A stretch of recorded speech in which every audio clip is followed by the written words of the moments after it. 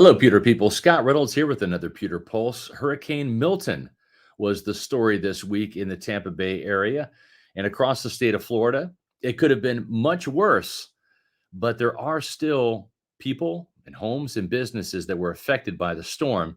And it's our sincere hope at Pewter Report that everyone is safe and okay.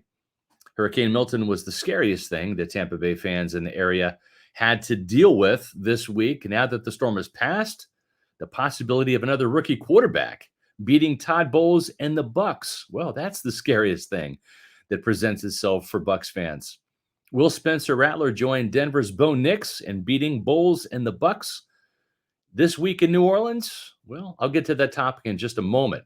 But first, your reminder to hit the like button, give us a thumbs up, and also leave a comment. When you do those things, it helps us with the YouTube algorithm and gets our videos in front of more awesome Bucs fans like you. Now, on to the Bucs facing another unproven quarterback, not named Derek Carr, this Sunday in New Orleans. Since he's been a head coach in Tampa Bay, Todd Bowles, who is the defensive play caller, is now 10-7 against rookie quarterbacks, and that includes a 1-1 record against Washington's Jaden Daniels, whom he beat, and Denver's Bo Nix, who he lost to this year. That's important to remember as Tampa Bay will face rookie quarterback Spencer Rattler, a fifth-round pick, in New Orleans on Sunday. Maybe the Bucs caught Daniels at the right time in the season opener, but they did beat him.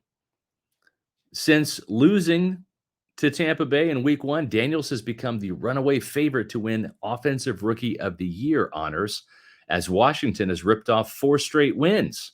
And Daniels has thrown 4 touchdowns and ran for 2 more during that span. And he's completed 77.1% of his passes this year.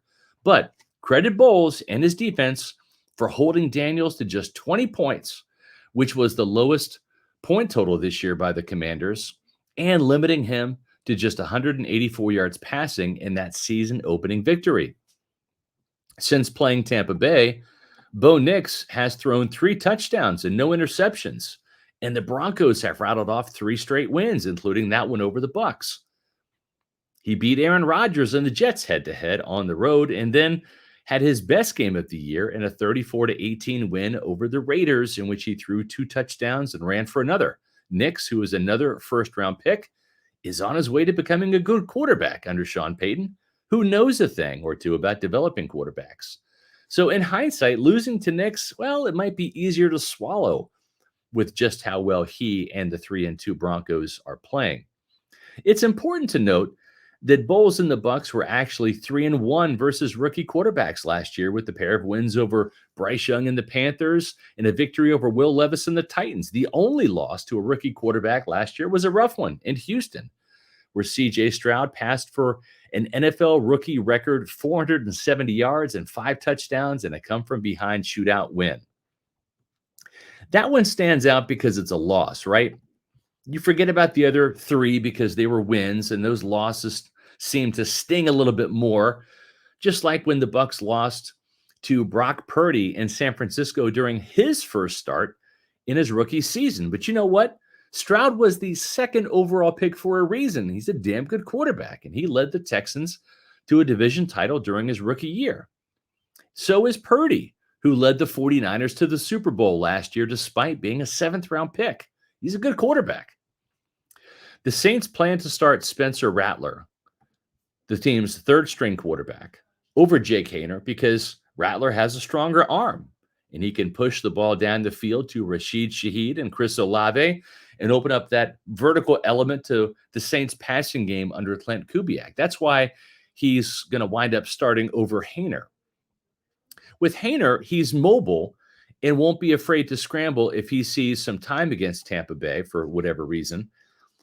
He doesn't have the big playability Rattler does, though. At first, I thought this might have been just a bit of gamesmanship by head coach Dennis Allen, announcing that Rattler might start, therefore forcing Todd Bowles and the Bucs coaching staff to have to spend extra practice time and meeting time preparing for both quarterbacks. But the Saints announced that Rattler would indeed be the starter, making him the 3rd rookie quarterback the Bucs will face in their first 6 games of the year. Now, I know how upset you Bucs fans get when a rookie quarterback or a heralded quarterback beats Todd Bowles and his defense. And we'll have a better idea about how well Rattler actually is as a quarterback come 4 p.m. when the game is over on Sunday. I've seen both quarterbacks live at the Senior Bowl. Haener didn't look good in practice during the week 2 years ago, but he ended up being the Senior Bowl MVP in that game and was drafted in the 4th round for a reason out of Fresno State. Rattler last January clearly outperformed both Bo Nix and Michael Penix Jr. during the week of practice, and he was named the Senior Bowl MVP just back in January. He started his career at Oklahoma, where he was beaten out by some guy named Caleb Williams. Then he transferred to South Carolina, where he would throw bombs downfield to Xavier Legette, who was Carolina's top pick this year. I know both Saints quarterbacks are day 3 guys, but that doesn't mean they can't play. Remember, Brock Purdy was Mr. Irrelevant, the last pick in the draft just a couple of years ago.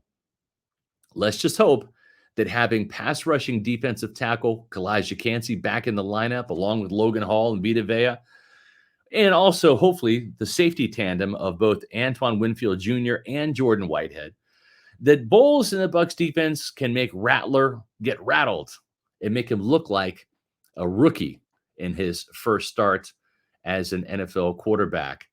And that Todd Bowles in the defense doesn't make him look like, say, Kirk Cousins or an NFL future star. Otherwise, Bucs fans are going to be angry. And I wouldn't blame y'all one bit. If Tampa Bay loses this game, which is a very winnable game in New Orleans, given the fact that Derek Carr's not playing, well, it's time to get angry and well justified. But don't blame us here at Pewter Report. All we do is just crank out video content for you guys. And you can find those videos here on Pewter Report TV, where you can find my Pewter Pulse videos, our Pewter Report podcasts, and other great content.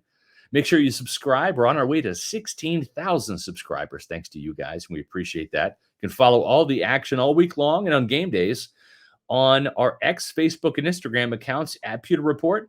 And also on pewterreport.com, where we have our analysis columns, our injury updates, our transactions, and of course, the best game coverage anywhere. You'll find that on pewterreport.com. And I'll be back soon with the new Pewter Pulse.